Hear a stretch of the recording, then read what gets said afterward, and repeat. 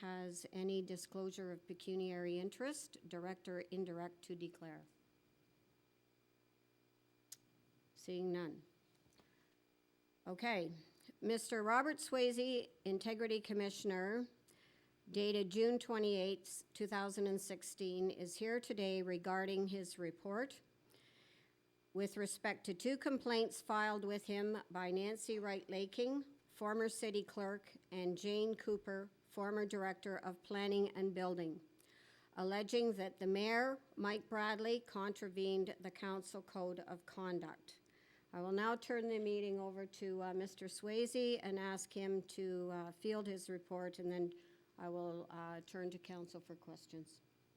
Mr. Swayze? Yes, please.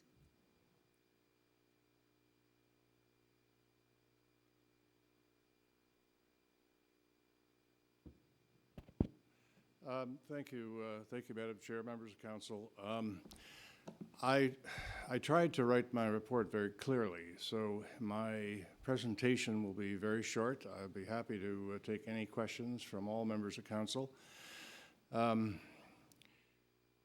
During this investigation, at the beginning of this investigation, I came to the conclusion very rapidly that you have a mayor who operates differently than any other mayor in the province of Ontario. I have had more than 40 years experience with municipalities. Mayors are the head of council. They have to respect the majority of council. They have to represent the majority of council. This mayor believes he's in charge. That's the conclusion I reached. He believes he is the head of the corporation. That is not correct within the bounds of the Municipal Act. He unilaterally set up a meeting with 3 union presidents to discuss a proposal for a change in benefits for the union, which is totally contrary to the bylaws and just is an example of his attitude towards his powers within this corporation. I also talked to a former city manager who was in charge for 9 years, the longest. I believe there were some other intervening city managers, but for 9 years he was in charge, and he confirmed that these rules that he placed in here about taking control of the media, taking control of everything, were in place as many as 20 years ago. Now, I have considered what to recommend in terms of a penalty. I believe that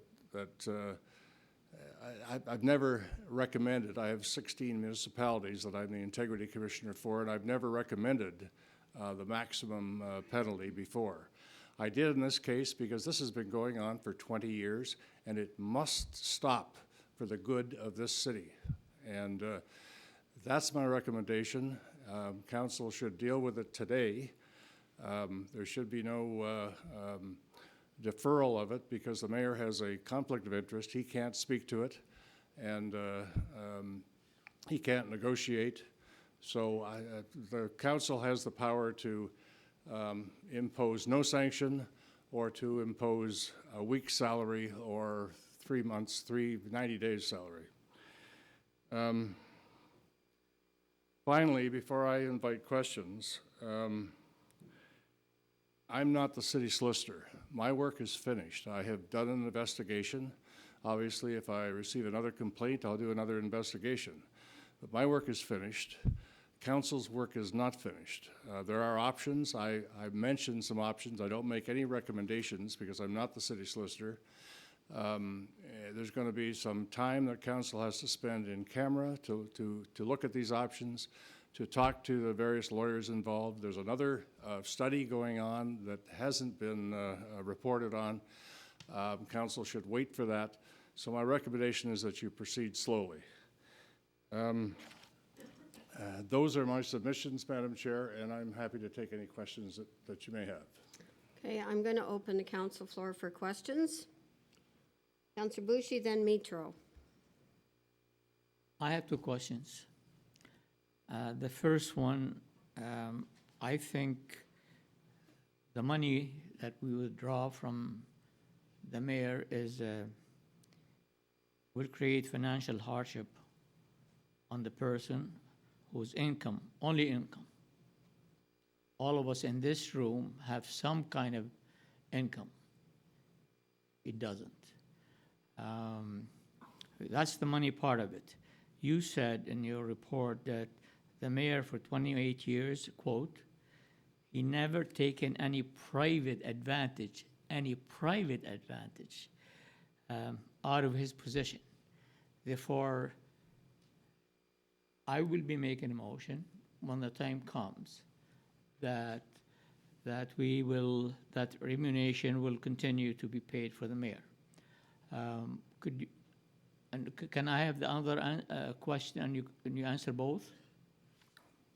The other question is, it's out in the community, Mr. Commissioner, that the report is biased, and that you interviewed someone who was city manager 16, 17, 20 years ago, but you did not interview the immediate past city managers, two of them at least, Lloyd Fennell and Ann Dublin. And to my knowledge, the mayor sent you correspondence, but you did not include any of the names he forwarded. I'd like to know why you did this, and the first question as well. Mr. Through you, Madam Chair, I'm happy to answer that. I chose to interview Mr. Brooks because he was the longest-serving city manager. I can't interview everyone. I refused to interview. Order, please, and respect. I refused to interview junior employees, as the mayor suggested, because, as Ms. Wright-Laking has pointed out, there's a culture of fear here, and he's inviting these employees to speak against their bosses, their supervisor, and I wouldn't put them in that position. They report through to the city manager. They report to a supervisor who reports to the city manager. That's a chain of conduct, that's a chain of command that the mayor should not interfere with. And that's why I didn't talk to any unionized employees. I was referring the former city manager, immediate former city manager. He wanted me to talk to members of the clerk's department and his executive assistant who are unionized employees. But I did not talk to the two other managers that he suggested. But the public that contacted me anyway, they are critical of that. They say at least they would know more about the issues than the city manager who's been absent for some time. As I said, I can't do an investigation and speak to everyone. Counselor Mitro, then Counselor Bruzewitz, then Counselor Kelch. Thank you, Madam Chair. I have a series of questions, but I'll just stick to one to start with.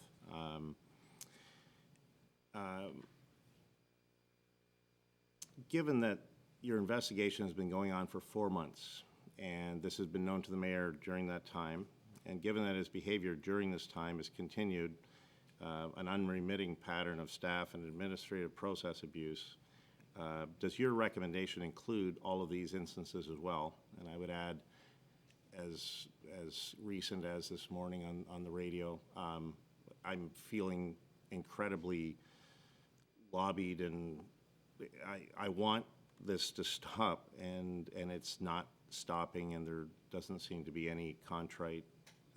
There's no admission of this having been wrong. What this recommendation, is it strictly about the occurrences with the two staffers and the complaint that council advanced, or does it include everything up to this minute? Well, certainly, I've said that this behavior has been going on for 20 years. Certainly, the worst thing that shows that he doesn't respect the majority of council is that he met with 3 union presidents on his own unilaterally. And then one councillor tried to join him in the meeting, and he didn't respond to that.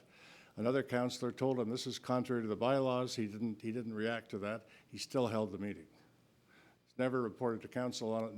No one knows what was discussed. That's not appropriate. And I understand that. Is the sanction for the period of time since the investigation has ensued, is that inclusive, is what we're looking at in your recommendation? Everything that's come to my attention. Understood. Thank you. Okay. Did you have any further questions? I or- do, but I'll let other people Okay. roll for a bit. Counselor Bruzowitz, then Counselor Kelch, then Counselor Gillis, then Scholten. Thank you, Madam Chair. First, questions related to the question that Councillor Bushy asked, and I don't think Councillor Bushy is correct in suggesting that all the pay will be. Your recommendation here applies, I believe, and again, I want you to clarify it, to just the portion of pay that the mayor received from the municipality, not the county, not the police commission, nothing else. Is that correct? That's correct. Okay, so. That's my jurisdiction. Yeah, exactly. So anyway, for Councillor Bushy, it's obvious that the hardship here is not really a valid extenuating circumstance. The mayor still will collect from the city only for the year about double what the average city council will. So your worry here is misplaced a little bit because he still gets a county, he still gets the police, and whatever else is involved. So that was the first question that I have, and you clarified, and I thank you for that. The second question I have is this thing about incomplete. If I understand correctly, any investigation of any kind, the person in charge of it follows the leads, trails, threats, etc. And I don't think this is any different. The thing is, somehow media is implying that by talking to the different members of senior staff or different former city managers would actually change anything. And question I have for you, say that you talk to all those people. There's, I do not believe that any evidence that you have gathered with the investigation you did would actually change one little bit, whether you talk to the police chief, former city managers, because that would not erase the evidence that you have, sworn affidavits and so on. So I'm not sure where this question from Councillor Bushy is coming from. Whatever allegations were made, they were investigated, and I'm not sure what else could you, and the fact that you talked to one, because I guess your leads lead you where you went.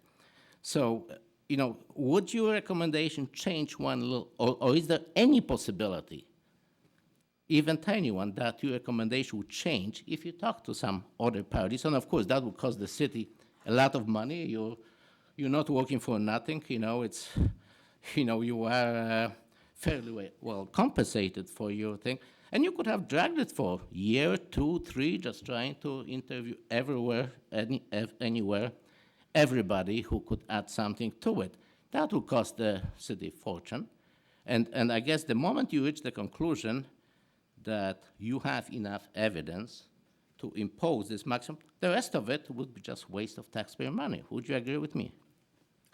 I would agree that the meeting with the 3 union presidents was enough for me to make the recommendation that I'm making today. Okay, but I'm talking about. So there would be no change to my recommendation. But talking to, say, former city managers, etc., would that change any evidence you have at all, or is there any possibility The answer of is that? no. No. Okay, thank you. Counselor Kelch? Thank you, Madam Chair, and thank you for the report, Mr. Swayze. Would I be correct in boiling this all down to 2 items of concern? There's the concern about employees who are reporting an improper workplace environment. That would be issue 1. And issue 2 would be lack of definition of responsibilities and limitations therein as issue number 2. No, I don't agree with issue number 2. Okay, help me out with the wording. There's a complete definition in the Municipal Act as to what Okay, so on that appropriate on that reporting topic relationship then, is. so help me here, because when I looked at the Municipal Act and I looked at the role of the mayor, the first line in the role says acts as the CEO of the municipality. Which is immediately defined in the Municipal Act, and it doesn't include any executive power over any member of staff at all. So that's very different from a private sector definition of a CEO. Absolutely. Okay. And just one more question for now. The, on page 7 of your report, because this goes to why, if you mentioned situations have been going on for 20 years, and I'm specifically referring to personnel now and personnel concerns over the years. At the bottom of page 7, Mrs. Cooper remarked that she left her employment because of lack of respect from the mayor and, quote, the failure of the administration to address the issue, unquote.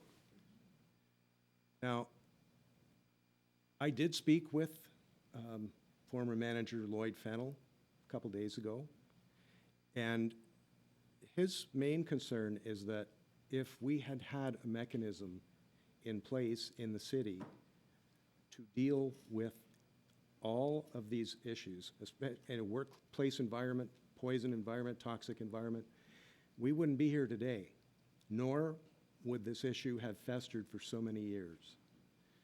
I used to work in HR for a long time, and for a major corporation, not government though. And when there was a complaint, there would be a stage 1 process where the employee reports it to their manager. The manager works with HR, and there's a stage 1 investigation. And then in stage 2, there's fact-finding, and mediation, which is always the outcome of, we want to solve this problem internally without, don't take this wrong, people like you, lawyers. Okay? Oh, no, That's- I'm an integrity commissioner. Integrity commissioner, Go okay. on. Okay, so that's always the objective, is that you try and figure these things out in a timely way, so that because if you don't, then that sets the corporate culture, which says you cannot bring things forward. So, Well, now, hang on. what could we do to go change ahead. that? Any thoughts? Well, I come back to Ms. Wright-Laking calling it a culture of fear. And I come back to my comments about a meeting where Ms. Wright-Laking said, we've got to make a harassment complaint. And the manager said, no. If you think you're in hell now, you'll be in a worse hell.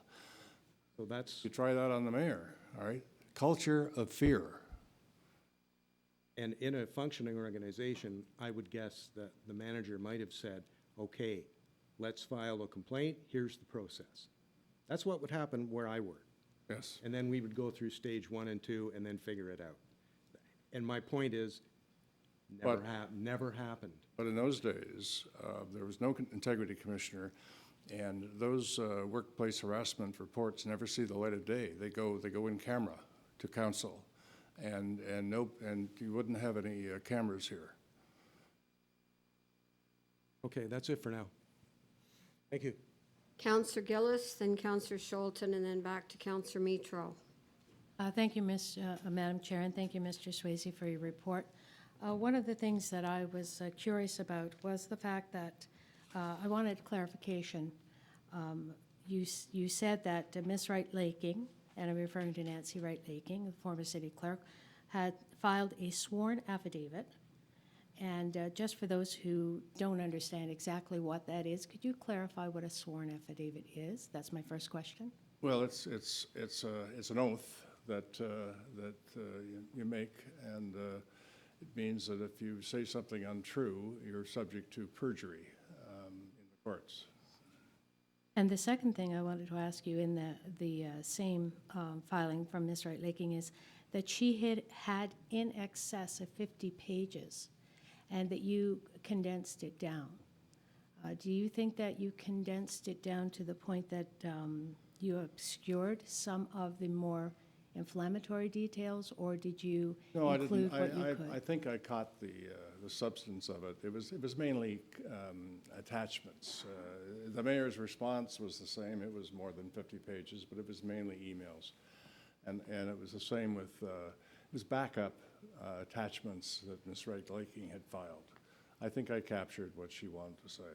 Okay, thank you. Counselor Scholten, then Counselor Mitro, then Counselor White. Thank you, Madam Chair. To our speaker, this report is very factual, very detailed, and even still being so detailed, in my mind, is missing many situations and incidences that I personally witnessed in our meetings. And to this day, it's my only regret as a counselor. There are 2 times that I feel I should have stood up and stopped what I saw, and it feels good to say that publicly, and I will never do that again. I will stand up from now on. So one of my questions Order, please. Thank you.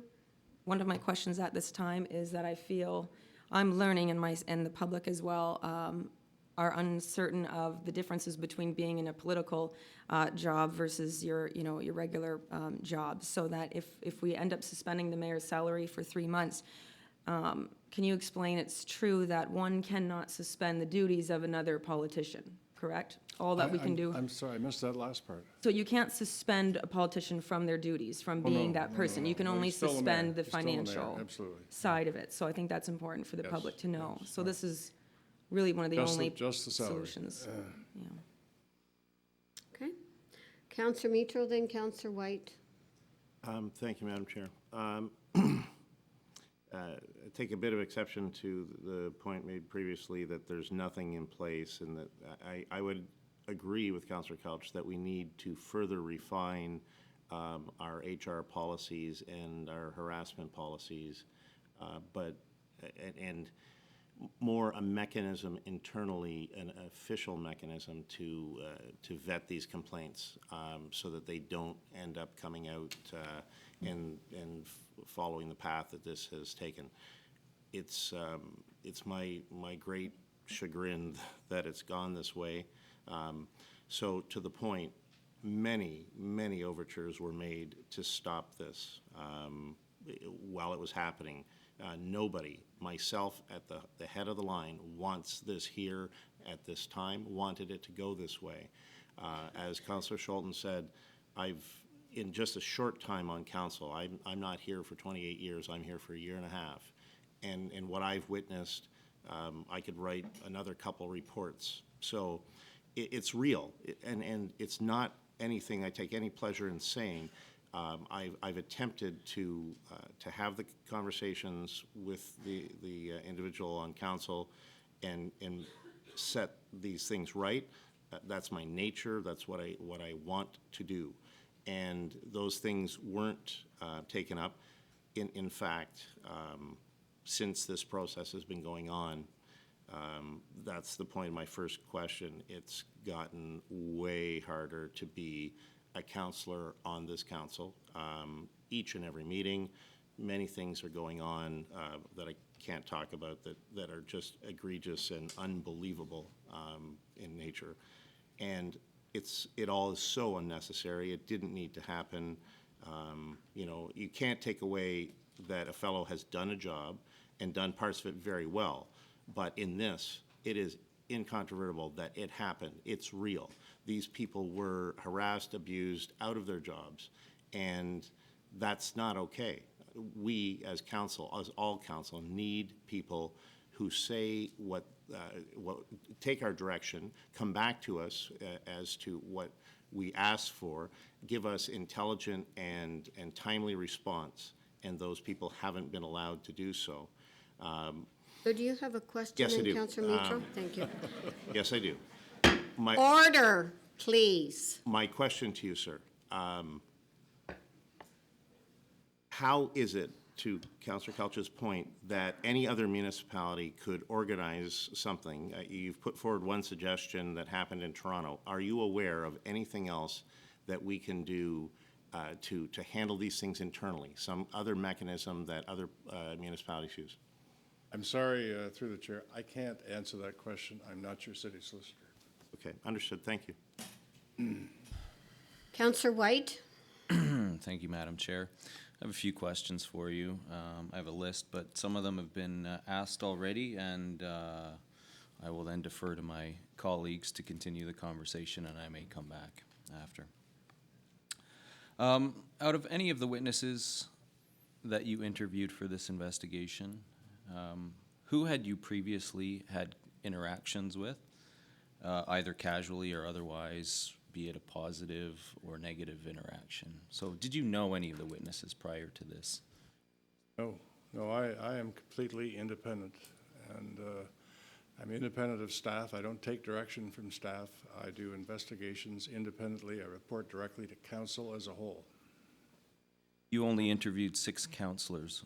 Why is that? I think I might be wrong there. I might have had a 7th by telephone. One of the councillors telephoned me. And why? Thought of that after I wrote the report. Okay, and my understanding is an invitation was sent out to all of council to participate in this, so would it be true that the remaining councillor who was not interviewed simply declined? I'm not, the clerk would have to answer that because she sent out the invitations, I believe. All invitations were sent out. Mr. Swayze, in your career, how many complaints have you had filed with you across the province? More than 50. So you would consider yourself experienced? Yes. Okay. How many of those complaints were then either later appealed or overturned, if that's even possible? I'm not even sure if that's possible. But how many times have your conclusions been challenged? None of them, well, one was challenged, and that was the former mayor of the city of Brampton, where I wrote a report, and it went to judicial review, and then the former mayor withdrew the application. So it was never decided by the court. I've made recommendations to council which have been not accepted, where I've said I recommend taking some salary away, and they disagreed with me, and that's your right here, by the way. But no one has ever challenged my decisions. That one. Okay, thank you. Of those 50, and forgive me if I was unclear, were those complaints filed with you, or were those 50 investigations? Those were, investigations are either by direction of council or by a complaint filed. Most of them were complaints. I'd say 90% of them were complaints. How many complaints have you received so far in the city of Sarnia? 2. These 2, or Now, hang on, this hang on. one and? There was another one, I think, which I dismissed. It's left my mind. Okay. I have a file back at the office, but it wasn't a valid complaint, I don't believe. I believe I had one other. Okay, so my last question for right now, at what point did you determine that this was a valid complaint? Well, I looked at the code of conduct, and there was a complaint which alleged contravention of the code of conduct, and I said, I have to look into this. I have to give, under the rules of natural justice, I have to give notice to the person complained about. I have to get a response, and then I have to give the response, under your code of conduct, I have to give the response to the complainant, and I have to get another response from the complainant. I went through all of that, but it was a valid complaint, my estimation. I ruled that at the beginning. Thank you, Madam Chair. Okay, thank you. Counselor Schultz and then Counselor Kelch. Thank you, Madam Chair. It's right in our code of conduct, one of the roles of the head of council is to preside over all council meetings, which I feel our mayor takes as optional and abruptly leaves many of our meetings. Is it, if this pay is suspended for 3 months, I just want to reiterate, it is still the mayor's responsibility to preside over all council He is meetings still the during mayor. that time? He is still the mayor. Okay, and number two, you mentioned about an executive committee of council. Should that be in a staff report to explain what that is, or do you have any comments to help us I understand? would refer that to staff. I would refer it because it's not within my jurisdiction. All I did was I made some gratuitous comments about options that you may look at in the future, but I'm the Integrity Commissioner. I've done an investigation. I've done a report. I'm finished. Counselor Couch. Thank you, Madam Chair. Through you to Mr. Swayze. One aspect of this that I think might be really important for everybody to understand is that, and you help me out if I'm correct or not, if there is a complaint made by an employee in a corporation, regardless of how it's processed, it needs to be acted upon according to, I believe, federal and provincial laws. It's not possible to unsee it. No, that's not, as an Integrity Commissioner, that's not correct. Okay? Maybe as Help an me HR department, you might be right. out. Okay, so you're saying that it doesn't have to be dealt with? No, I have dismissed complaints with a 5-minute email. Oh, okay. Because they have no validity Okay, on their face. okay, but at least if a complaint is made, it has to be processed by somebody. It can't, no one can say, if you make that complaint, you'll be in deep trouble. That was said. I quoted it in my report. Okay, but the question I'm asking you is not about your report specifically, about somebody in an organization who makes a workplace complaint, that there needs to be a process where that's evaluated, not shut down, Yes, and then, as you did, you either decide go or no go. correct. Correct? Correct. Okay. The reason I'm pushing that is because we need that system enhanced here. And I am saying we wouldn't be here if we had done that. And that's my point. Thank you. Any other questions? Counselor White? You, Madam Chair. Mr. Swayze, to your knowledge, if a person under the charge of the city manager had gone to the city manager with a complaint such as this, what mechanisms are in place to handle that complaint in regards to an elected official besides the Code of Conduct and an Integrity Commissioner? If a employee went to the city manager, about a member of council, I would assume the city manager would refer him or her to the Integrity Commissioner. I don't know what else you mean. I don't know what you want from me. I guess I'm asking, is that the only course of action? Against a councillor? Yes. Yes, except that your workplace harassment policy includes all of you. So you can make a workplace harassment complaint about a member of council. Okay. Counselor Gillis? Yeah, just out of clarification, we have a workplace harassment policy in place that has been in place since before 2003. So this just didn't happen overnight. And we are referring to members of council when we talk about that, as opposed to those who work for different department heads. So I think we have to be very clear of the fact that we did have a workplace harassment policy in place before 2003, and for some reason it hasn't been acted upon. Thank you. Counselor Mitro? Yes, thank you, Madam Chair. One of the things in the discussion of this has been hard to hear, given my background, is that somehow the mayor, as he's described himself, acts as the watchdog and in charge of, and a variety of things that have been said over the last few months.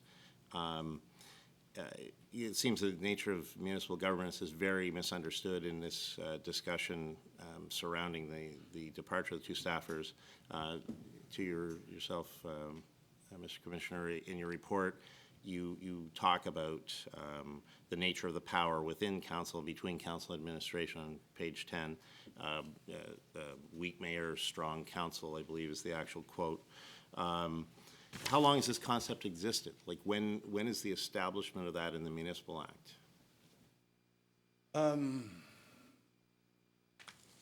I've been in practice for 48 years, and I believe it's been in place since then. And I would be aware of that as well. I studied municipal politics in university, and I recall it from then.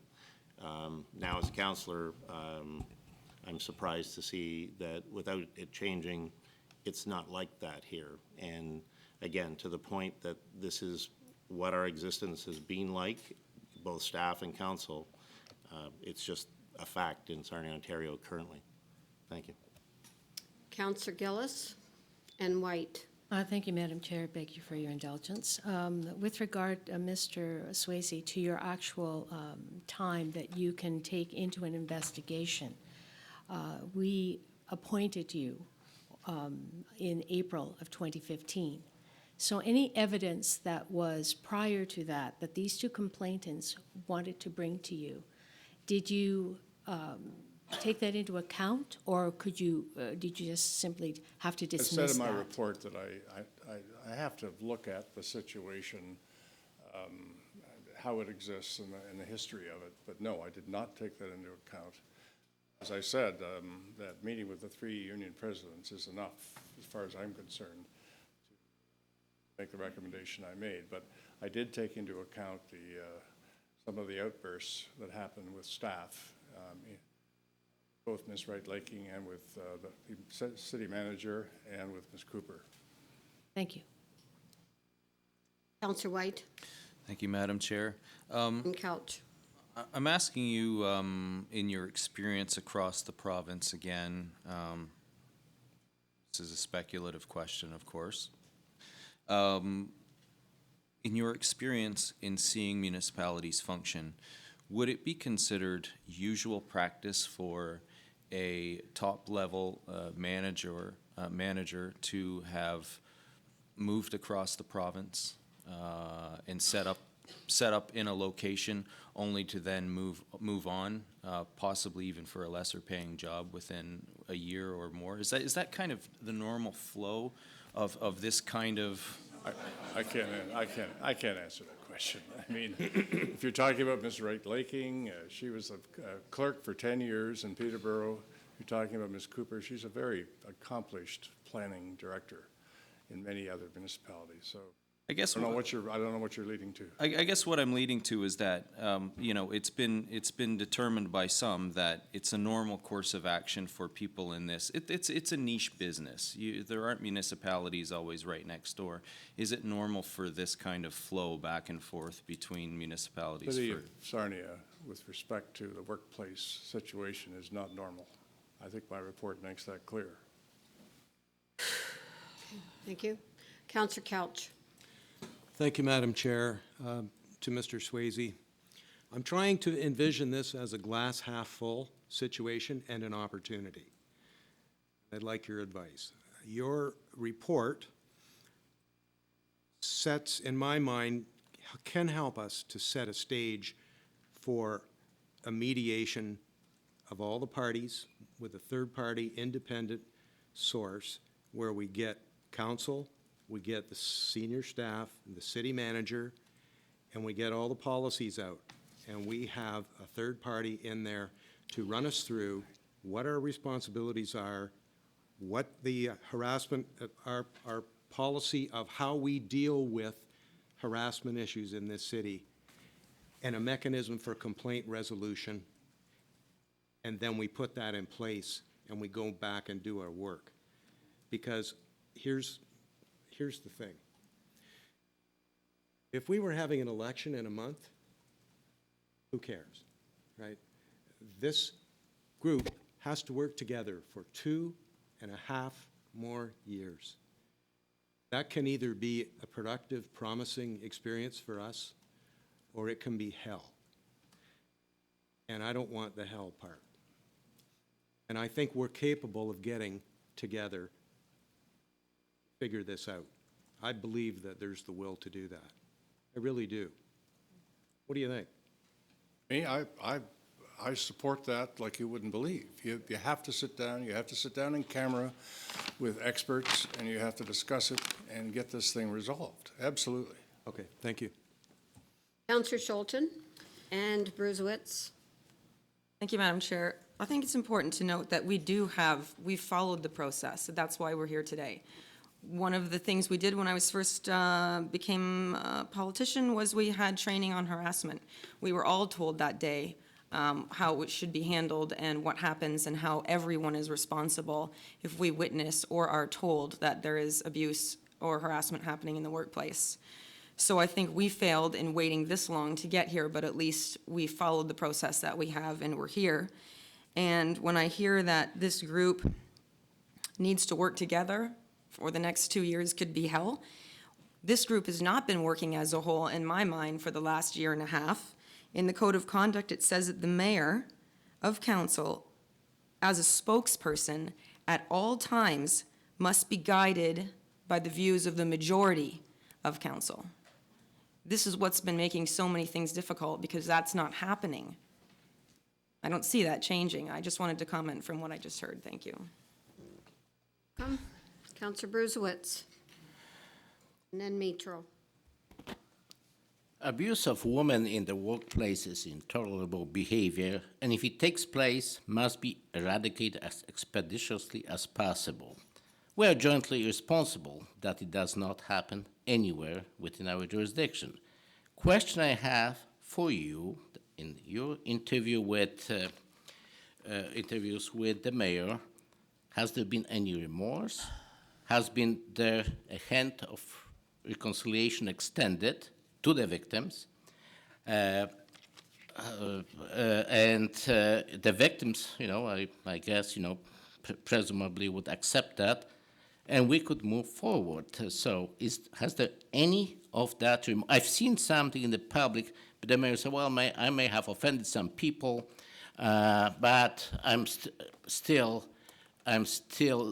proud of my accomplishment, and so on. Nothing directly to the victims, all going to sort of like generalities. So have you seen any desire of the mayor to move forward, with the council and staff in a fashion that would be reconciliation, and again, because otherwise it is otherwise I think it's actually good for him, because otherwise I think if he does not have this reconciliation, he'll be very ineffective mayor, possibly dysfunctional mayor. So have you had any indication that the mayor is willing to pass that sort of hand of reconciliation towards the council and the city employees? I have to answer no. One line of his last letter was an apology, but it was 2 lines of a 5-page letter. In my interview of him, he said to me that the rest of all of staff have no skill sets in labor negotiation. Only I have the skill, and therefore I'm going to have I had the meeting for that reason. And he admitted to me that that was his belief today, or several weeks ago. I haven't seen any willingness to try to come together. He also said in his letter that all he had to do was, all the staff had to do was ask for a meeting. And whenever I say that, just whenever staff reads that, they raise their eyes, because he orders staff around. That's what happens here, and it's got to stop, because he doesn't have that jurisdiction. Thank you. Counselor Mitro, and then I'm going to look for a motion. I think we've had a robust conversation. Right, thank you. Just wanted to make this point and ask a question. Council has also been subjected in this time since Friday morning to an incredible onslaught of lobbying interpretation from the council member in question. A former senior employee, as of late last night, emailed us a manifesto about how you're totally incorrect and how it's actually the fault of the city manager. And members of the media have been commenting in support of the position the mayor has taken. Most of it impugns your qualifications, your motivations, impartiality, your methodology, the validity of the investigation itself, and of course, your conclusions. Could you offer any comment on the veracity of this and whether or not those directly involved should have had any public comment post-report but pre-council's discussion and decision? I have to leave it to council to decide whether I'm qualified. I've been doing this for a long time, and I have 16 municipalities, including Mississauga, Brampton, Oakville, Guelph, et cetera. I think I'm qualified. You wrote a great report as far as I can read it. Thank you. Okay. Councillor Boucher, you indicated you had a motion. My motion will be, all about money, that remunerations paid by the city mayor to continue to be paid for the mayor. And I will ask for a recorded vote. Is there a seconder for that? Seconded by Councillor Kelch. Can I speak briefly on this? Yes. 'Cause I All can speak to this motion, Councillor Boucher, so you can start. I didn't speak very much. No, that's fine. No, you can go ahead and speak, as can others, on this motion. I want to repeat a little bit of what I said before, that withdrawn 3 months' pay from Mayor Bradley would create financial hardship on this person, because most of his income come from this pay. The commissioner said, and quote, "The mayor for 28 years has never taken any private advantage out of his position. He is hardworking, sincere, and devoted to the city." And I worked with the mayor for a long time, and I can say very honestly that he loves his city. He worked hard, and he's very conscientious. With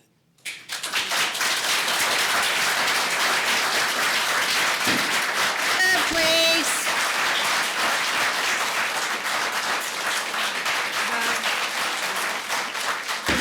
Order. I would ask for the gallery to remain quiet and respectful, that this is now time for council's debate. Thank you very much for your respect. just one more comment. With Nova Chemicals posing to add a new site for its operation, it's bad, very bad PR to welcome Nova with what we're doing, with creating a bad environment among ourselves, especially with the mayor. And I think, as Councilor Kelch stated, and I will be repeating that later on, that we should work together on this issue for the benefit of the community. And after this motion passed and other motions, we should all get together as a body and work things out among ourselves. Councillor Scholten. Thank you, Madam Chair. In regards to PR and investors and new taxpayers coming to this community, it's really bad PR to show these people that this council condones abuse and harassment in the workplace.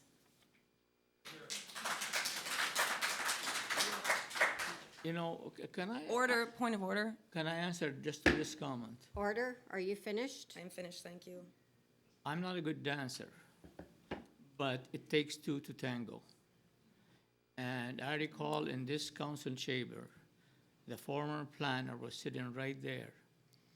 And my motion was to go. We had a bad situation with the vineyard church. And I said to her, go back and come up with 1 page, 2 pages of let the church do what they supposed to do, serve the poor and so on. She came back with about 12 pages. And I said to her, these are 12 pages. We could have 1 page. She said, no, we can't. And I said, we can, because we are the policymaker. But she went back and came up with 1 or 2 pages. Perfect. Look at the mayor. Now, she refused to accept that we are the boss. I would correct that because she came back in the end with a report that pleased you, Councillor Boucher. That's exactly what I said. Okay. Councillor Gillis. 2 things. I don't think Ms. Cooper is on trial here. The second thing for clarification is Nova Chemical is coming to St. Clair Township. And that has to be recognized by people. St. Clair Township is an individual entity and is not part of the city of Sarnia. However, if we ever hope to get any type of reasonable employment here, we have to get our own house in order. Councillor Mitro.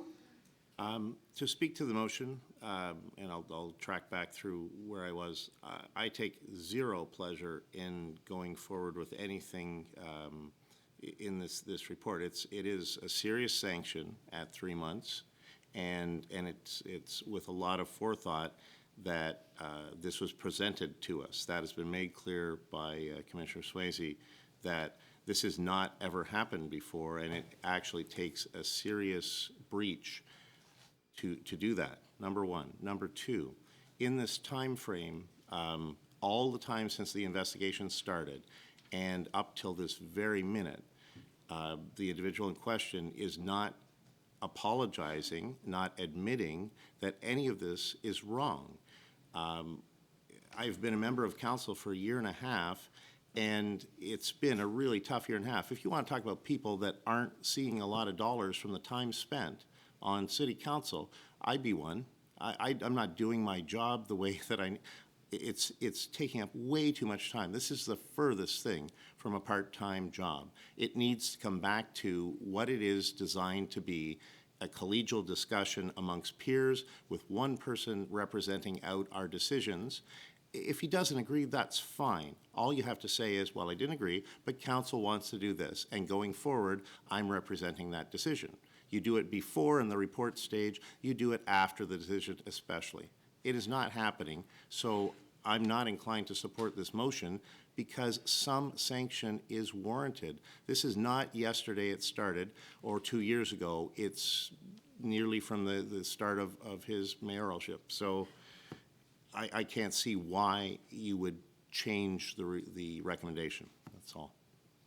Thank you. Councillor White. Thank you, Madam Chair. I'm not going to editorialize a whole lot. I could probably speak for 20 minutes. You all know that. I'm not here to do that. This isn't what I want to do today. And I echo Councillor Mitro's point that there's so much work that needs to be done but continues to be put on hold. Seeing the exodus of city staff who were leading some pretty significant changes corporately puts this city's growth on hold. And it was very clear to me in January that this council needed to address that issue, and we voted to do that. We agreed that there was an issue. As a whole, not individually did we all agree on that, but as a whole, we agreed that something was going on that we needed to get to the bottom of. And in doing so, we put ourselves all at risk of being found partially responsible for what was going on. I think we all took responsibility as a council to say, you know what, something's wrong. The problem might be me, it might be several of us, but we need to figure this out because for the betterment of the city, something needs to be done. And we can't do anything if we don't know what the true nature of the problems are or is. There are several incidences listed in this report. I do believe that prior to engaging the Integrity Commissioner, some efforts were made to mitigate this. I believe a senior member of council had actually had contact with the mayor to try and discuss some of these issues. and that proved fruitless, as I understand. I just wanted to make the point clear that we didn't just jump to this, and that for the better part of, I would even say a year, that this has been on most of our radar. And everything that we have done since then has been through the lens of knowing that there's the potential for deep psychological and emotional abuse of professionals who are working for this city and for the betterment of this city. And that has not been an easy situation for any of us to work through. And I just want to show my appreciation to every single member of this council for being respectful in the way that we have had to carry forward with business as usual, because it hasn't been usual. And I appreciate the leadership shown by some of the senior members of this council. That said, I'm ready to move forward. I have one question for the acting city manager while I'm at it, if I may. Go ahead. Thank you. Mr. Moran, I understand this. You're not the city manager 7 days a week, but could you, for my benefit, just once again help me understand not only the role that Jane Cooper played here and Nancy Wright Laking, and whether or not you felt that, well, I'll leave it at that, and perhaps some of the work that you saw them undertaking, because I'm hearing in the media or in public discussion that maybe they were disgruntled employees, maybe they didn't want to do their jobs. And I just wonder if you could comment on what their roles were and maybe highlight a little bit of some of the work that they were doing while they were here. I think that's important. Mr. Moran? Through the chair,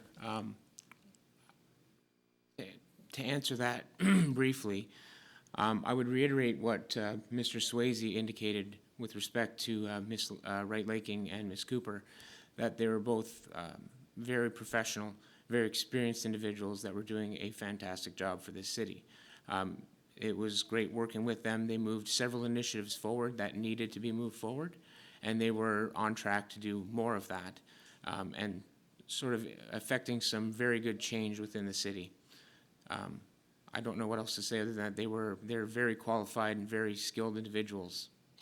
What is the role of the clerk, and what was the role of Jane Cooper? First, she was director of planning, and I always forget because her title changed somewhere along the path. Could you just describe what those roles were in the corporation, please? Through the chair, I don't know if I'm the best person to describe the role of the clerk. There's many facets to that role that I'm not fully aware of. But with respect to Ms. Cooper, she was the director of planning and building, responsible for the planning department as well as the building department and bylaw enforcement. Was all under her purview. Thank you. Councillor Kelch? Oh, thank you, Your Worship. Well, I will be supporting Councillor Bouchy's motion. And I will also share that this is this is the toughest thing that I've ever had to deal with on council. I've been around for a long time, and I would suggest that for each one of us, it's no treat being up here. Let's acknowledge that. Let's also acknowledge that there isn't a person up here who believes that workplace harassment or toxicity is right or tolerable, and that's a fact. When I go back to the report from Mr. Swayze and the question that I asked him, the last question I asked him, because I'm trying to do the glass half full thing and I'm trying to envision 2.5 years of this. And the whole notion of mediation, about getting the parties together, third-party mediator, define roles and responsibilities, agree to comply with city policies, including the harassment policy and the code of conduct, and finally, and most importantly, a mechanism for complaint resolution. If we are courageous enough to move in that direction, then we set in place tools that will work for anybody. Not just the current mayor, but future mayors, future councils, future employees. And I would like to proceed forward in a positive way to do this. So, to the question of the financial penalty that's being recommended for the mayor, and to the question of, is it enough, is it not enough, should it not take place at all? And my reaction to that is probably this, that there are two processes that have been in play.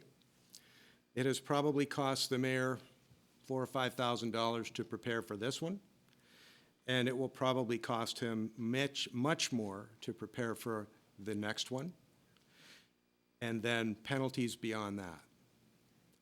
This seems to me like piling on, and it's not something I can do. If there were no other financial penalties taking place, I might think differently. But I'm not going to drive a guy into bankruptcy, sorry, nor would I do it to any of you. All I have to say. Councillor Gillis? Thank you, Madam Chair. Looking at and listening to your arguments that you've put forward, both Councillor Boucher and Councillor Kelch, do you understand that, yes, indeed, this is precedent-setting for this community? It certainly isn't for others, but it is precedent-setting for this community. But I refuse to be engaged in thinking that this is a piling on, because that is prejudging the outcome of the other human resources consultations that are happening right now. I don't know what those reports say. I haven't gotten any inclination of what those reports will say, and therefore I can't prejudge them. What I do know is that when one implies that someone is being piled on, that implies that someone is a victim. And I do not agree with the fact that our mayor has been a victim in any of this, nor will I even contemplate that as we go forward. But I do look at the process that we have followed. The fact that we had a manager review committee that was responsible to liaison with the manager and the chair of that committee, and that was the mechanism that council used, and we've used for several years. We used it with the prior CAO, and we used it with this CAO. The other thing is that we created a code of conduct, recognizing that we had a problem and we needed to move forward on that. And in that code of conduct, there was certain parameters that were put in that council followed, but the mayor did not. We also had a workplace harassment training session, something that we've never had, considering the fact that we've had a workplace harassment policy in place since before 2003. And every one of council attended that mandatory session. Mayor. And then we created an integrity commissioner because we wanted some sort of a way to enact and reinforce the code of conduct. So to suggest that we've had no process in place is incorrect in my view. Anyone else? And you've called for a recorded vote? Can she repeat the motion, please? Would you repeat the motion, please, Madam Clerk? Through you, Madam Chair, that the remuneration paid by the city to Mayor Mike Bradley in respect of his services as mayor be suspended for a period of 90 days, commencing with his next pay period, and that the amount No, that was the other motion. Modified. Oh, That that there the not be, sorry. well, that's okay. Okay. His motion was that it not be suspended. Oh, sorry, yes, that Mayor Mike Bradley's remuneration not be suspended for a period of 90 days, commencing now. Is that clear? Okay. I'm going to call for a recorded vote. Councillor, All those in favor? all those in favor? Councillor Boucher, Councillor Kelch, opposed. Councillor White, Councillor Gillis, Councillor Mitro, Councillor Schulten, Councillor Bruzewitz, and myself, Councillor McDougall. That motion is defeated. Is there another motion? Counselor Gillis. Thank you, Madam Chair. I would like to make a motion that we seek the recommendation of, as it's presented, and I will read it. That Robert J. says, that the remuneration paid by the city to the mayor, Mike Bradley, in respect of his services as mayor, be suspended for a period of 90 days, commencing with his next pay period, and that the amount suspended be transferred to general funds, and that paragraph 1 of the resolution passed by council on February 29, 2016, directing the Integrity Commissioner to investigate the mayor under the Workplace Harassment Policy J-01 be rescinded. That is because the City of Sarnia is conducting an extensive workplace harassment investigation by the Human Resources Consultant. Actually, there should be two motions. That is how it is written, and that is how it has been presented by councilors, or Mr. Swayze, and that is what I've read. The counselor has presented it as a two-part motion, which I'm going to recognize because it's made as one recommendation. Is there a seconder for that recommendation? Counselor Scholten. I'd like to move an amendment, Madam Chair. In the first part of the recommendation, that we add a clarifying line that all benefits due to the mayor continue during this period of pay suspension. I will accept that amendment. Okay, so that's accepted as a friendly amendment. So I'm just going to read over section 1 again for the benefit of the gallery, that the remuneration paid by the city to Mayor Mike Bradley in respect of his services as mayor be suspended for a period of 90 days, commencing with his next pay period, and that the amount suspended be transferred to general funds, and that all benefits be continued, followed by that paragraph 1 of the resolution passed by council on February 29th, 2016, directing the Integrity Commissioner to investigate the mayor under the Workplace Harassment Policy J01 be rescinded, because the city of Sarnia is currently conducting a workplace harassment investigation through an HR consultant. I'm correct there? Correct. And the seconder, Councillor Scholten, do you agree with that friendly amendment? Yes, I do. Okay. All right, I'll open for discussion now. Councillor Gillis. Thank you, Madam Chair.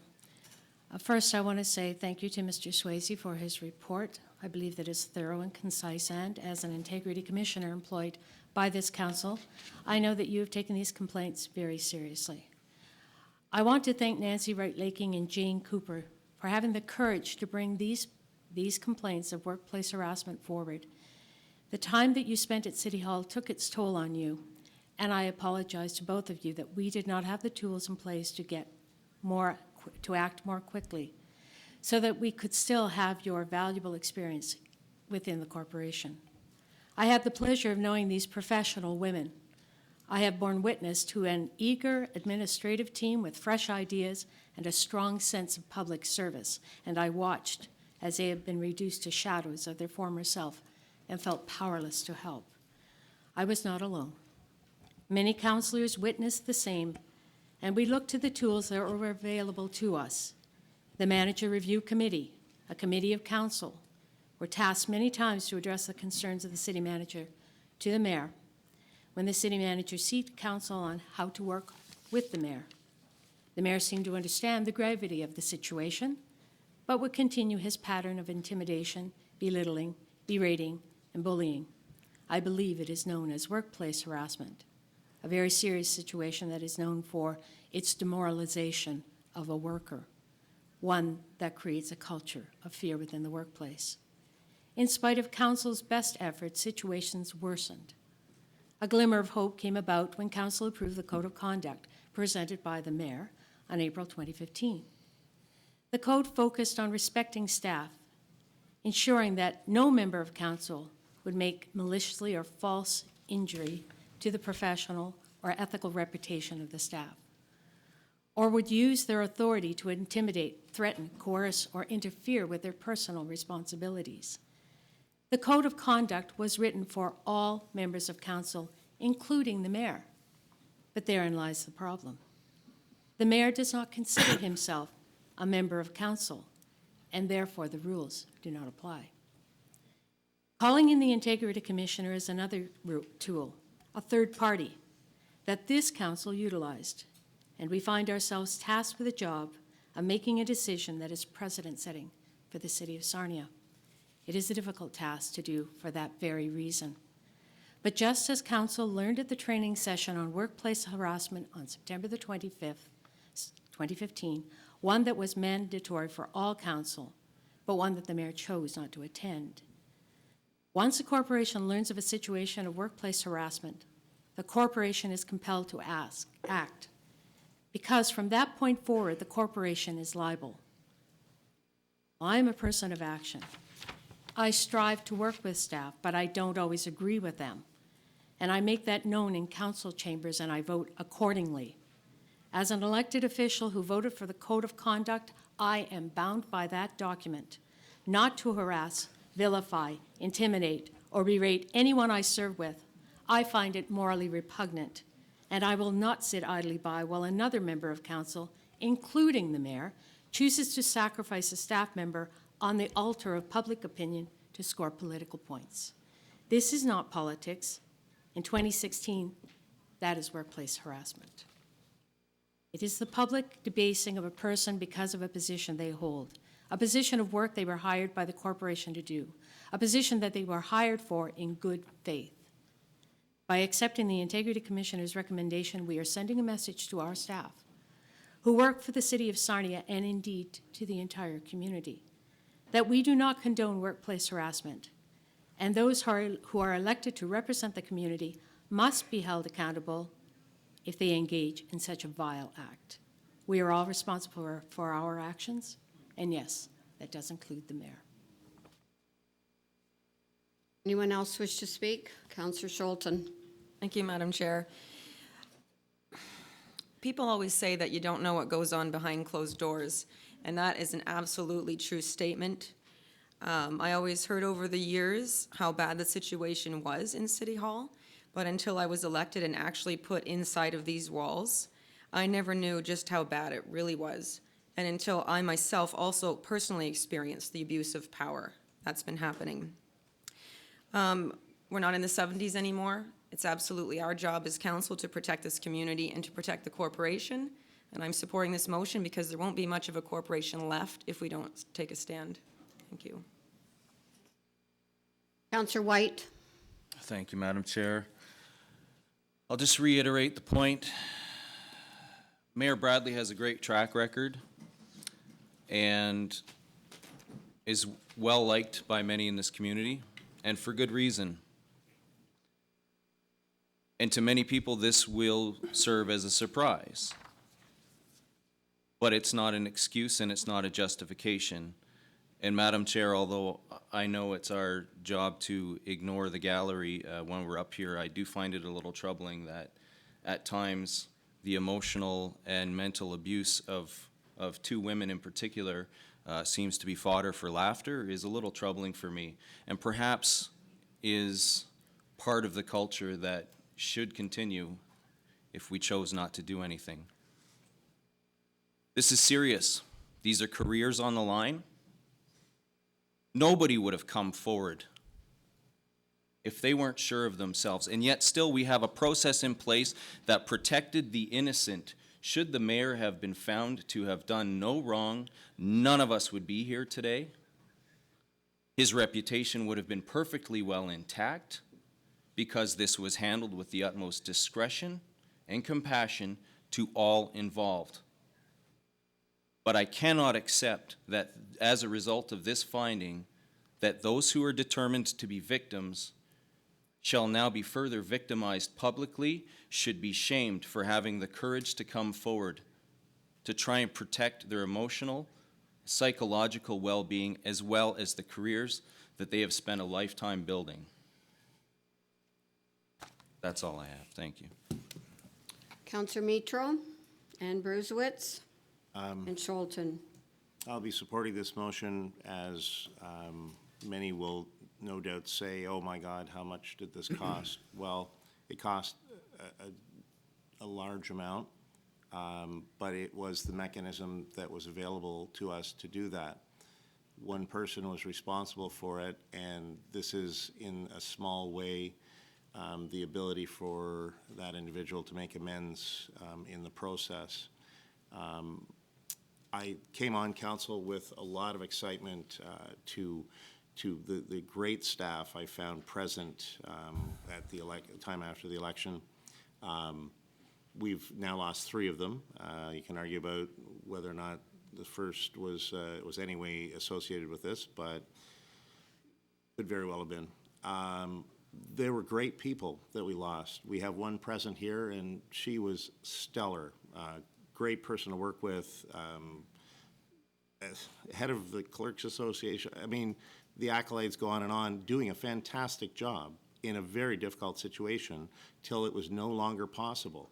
So the fact that we have a sanction, and it's a serious one, I take, again, no pleasure in having to go this route, but I was not raised to see people abused or be abused myself and take it. That's not happening. So I'll leave it at that.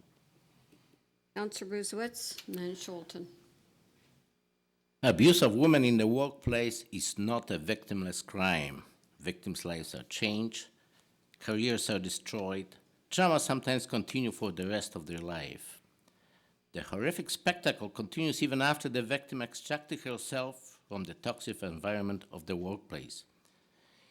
In our case, the victims continue to suffer.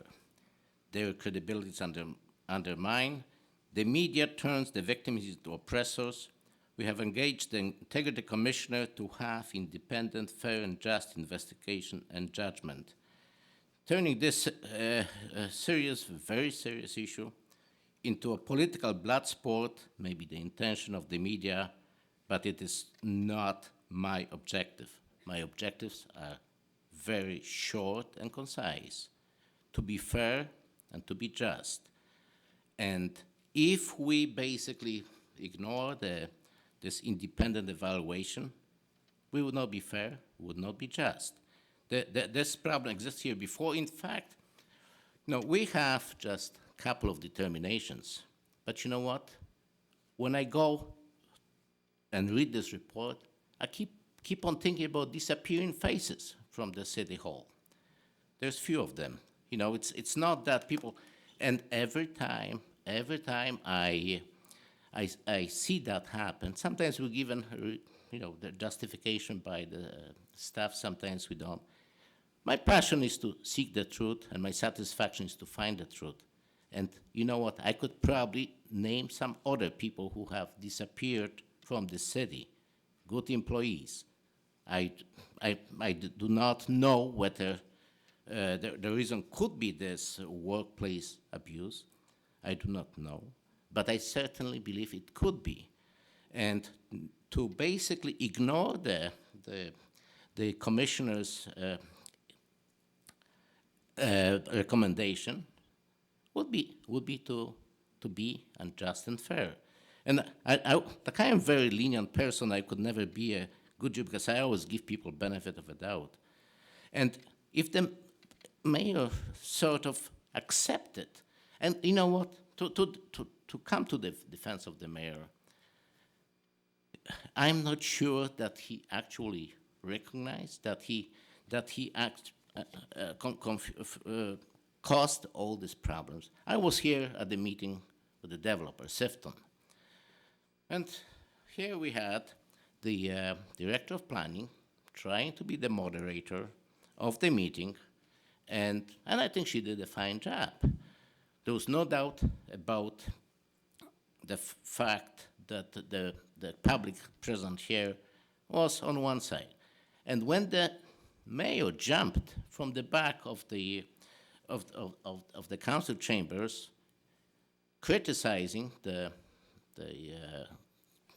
planning director, to me, I've seen that as a sort of political posturing, playing to the gallery. I think he got few expressions from the public. Oh yeah, that's our mayor. He's with us. And again, that is one thing. But I do know that the director of planning took it very hard. She felt humiliated in the public. And I'm not sure what the mayor realized that, but I would not be surprised, that's when the seeds of her departure were planted or started, because, she did not resign right after, but she had to leave with this public humiliation that's how she saw it. I think enough is said. I think that the commissioner investigation and recommendation were both just and fair, and I don't think that I could possibly ignore it. And again, it's not huge hardship for the mayor. This only for the city portion. He still will continue the other things. So Councilor Bushy is incorrect by stating that we creating hardship. This is that he's not going to be starving. Counselor Scholten? Madam Chair, I just have a couple of comments. One is that I do have a motion after this motion is called. 2, I would like to make this a recorded vote. And 3, I would like to wait till all members of council are present and in their chairs before we call this motion. Okay, I will respect that request, and we'll wait for the council to return. Counselor White, did you have one more comment you wish to make? One final thought, thank you. Now's the time to move forward, and I hope this is the catalyst for us to be able to move forward positively. This council has shown great strength in being able to work together despite the reports. We've accomplished a lot together, and I know we'll get through it. And again, I want to thank you all for your leadership. For those who are in support of Mike Bradley, the person, please continue to do so, because he will need that more than ever at this time. There's a good person there, let's not forget that. And there's a good mayor there who has served this city well. Let's also not forget that. But the time for politics is over. The time for victim blaming is over. And it's time to move forward with the city of Sarnia that boasts a corporation that is safe for everybody to work in. And that includes every single one of us on this council as well as the staff. Thank you. Okay, and because the member has called for a recorded vote, I would like to wade in with my own opinion of the mayor's performance in this community for 28 years. His persona in the community has won him many, many friends and supporters over time. He is a skilled politician, but we, as the body collective, are the board of directors for this corporation. And we are bound by labor law to provide a healthy and safe workplace for our employees. I personally feel great sorrow that this has gone on for as many years as it has, but I cannot condone humiliating staff, demeaning them in front of subordinates. Work is to be a reward. It's not to be something feared every day, that this is your turn to come under the gun. We have a responsibility to each and every employee of this corporation. And because of that, we do need to take action, and it's a tough day for all of us. And on behalf of this council, I want to applaud you for the civility of your opinion sharing and for the way we have carried ourselves through this afternoon. This is hard for all of us. Most of us have known Mike Bradley for a long time as a caring person, but we are all obligated to respect the rules of this workforce and this workplace. And we cannot make victims of people through workplace harassment. So with that, I'm going to call the vote. All in favor? Councillor White, Councillor Gillis, Councillor Mitro, Councillor Scholten, Councillor Buzowitz, and myself, Councillor Bradley, or Councillor Councillor McDougall. Counselor Been a long day. McDougall, it's been a long afternoon. I'm sorry for that slip. Opposed? Counselor Bushi, Counselor Kelch. Now, Counselor Scholten, you had another motion? Yes, I'm not sure how to word it, Madam Chair. It's about some of the suggestions that I think will be helpful. I've 3 topics here that just have to do with, I don't know, maybe I'll say the motion and then talk to it. Okay. So I'll try to say it, that we ask the staff for a report on, one, the first thing, what an executive committee of council would comprise of, what would be the responsibility, and what are the bylaws or procedures in order to create one, Okay, and the suggested duration of one, what our options would be. okay. And 2, I like the idea of a staff report with a job description, a new job description for the executive assistant to the mayor / council. I like the suggestion there about that position reporting more administratively to the city clerk. And so if we could have some direction on how that job description would look like. And 3, a report on having a deputy mayor as part of this council moving forward, what our options are for there, what would be the role and job description of the deputy mayor, and if we chose to go that way, how do we elect or put a person in that position? Okay, so to recap then, as I've interpreted your motion, you're looking for a staff report that would come back to council with options and parameters for an executive committee, suggestions or a report on changing the executive assistant's job description, and finally, ways and means towards a deputy mayor in the system. And Is that we fair? have that by or before the next council meeting? By July 11th? Yes. Is there a seconder for that motion? Seconded by Counselor Gillis. Discussion then? Did you want to add to that, Counselor Scholten?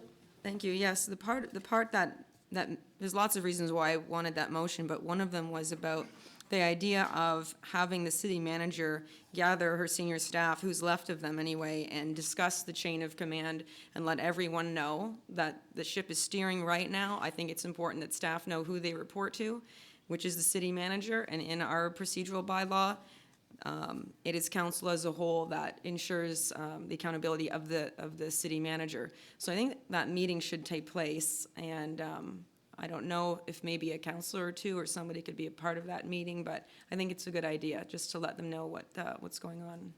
I think I would suggest that since your motion calls for a staff report, that we free staff, given the time constraints, to undertake the report for the July 11th meeting, and then we would discuss it as a body collective at that time. There are 3 Okay. significant points for it. My question to the clerk, is it, in your opinion, doable to make that deadline for July the 11th? Through you, Madam Chair, yes, it should be doable. Thank you. That answered my question. That was your question? Okay, sorry, Counselor Kelch. Okay, so that was moved by Counselor Scholten, seconded by Counselor Gillis. Does anyone else have any comments to make on that? I call recorded vote on that as well. Okay. All right, calling for recorded vote. All in favor of that motion as presented? Counselor White, Counselor Gillis, Counselor Mitro, Counselor Scholten, Counselor Bruzewitz, Counselor McDougall. Opposed? Counselor Bushi, Counselor Kelch. That motion is carried. Are there any other motions for today? No? Move to adjourn, Madam Chair. No. Yes, move to adjourn. Bylaws, Oh, sorry. yes. Thank you. And that's for you, Counselor Bruzewitz. This one. I move that bylaw number 1 as printed be introduced for the first and second reading thereof and be taken as read for the first and second time. All in favor? That motion is carried. Questions? That's you. You have to ask the question, Oh, we'll invite sorry. questions. I'm sorry, sorry, No, sorry. Paper. yeah. No, you Yeah. can keep that. Oh, well, I just asked about the questions. Sorry, I gave away my Yeah, yeah. prompt here. And I'm guilty. Are there any questions before the bylaws are presented for the third reading? I see Seeing none, go ahead. I move that bylaw number 1, as printed, be taken as read the third time and finally passed. All in favor? And I think it's actually my motion as well, that I move that Sarnia City Council adjourn to its next regular meeting to be held on Monday, July 11, 2016.